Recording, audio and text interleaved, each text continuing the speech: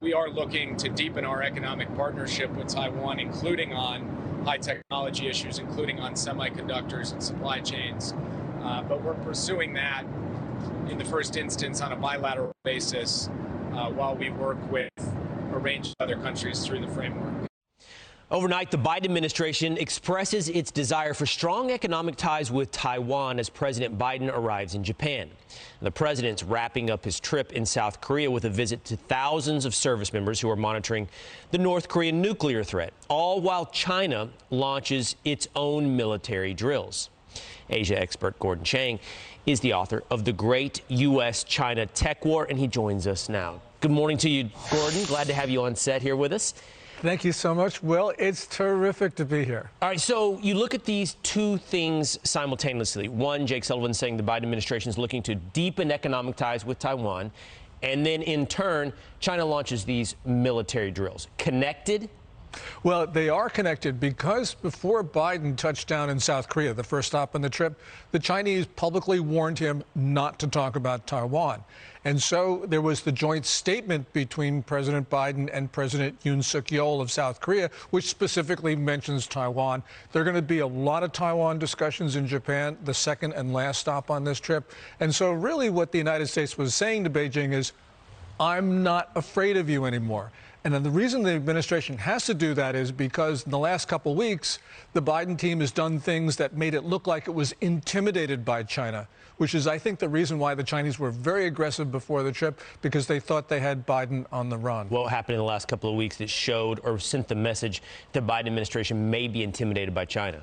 Ned Price, the State Department spokesman, sort of walked back some really good comments the State Department made on Taiwan after China got a public hissy fit.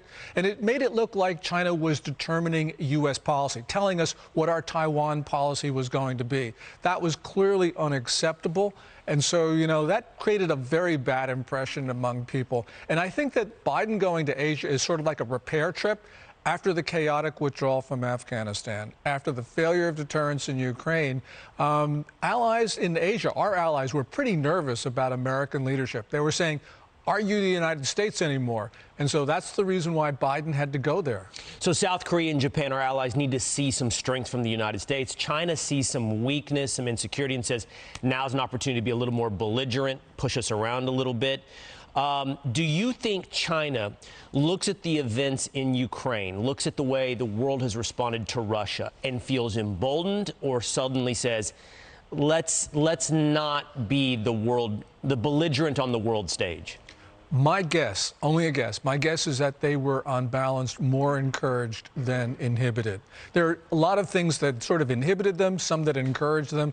But the most important thing, Will, is that although we had overwhelming power over Russia, our economy was 13.1 times bigger than Russia's at the end of last year. The European Union, their economy was 10.5 times bigger.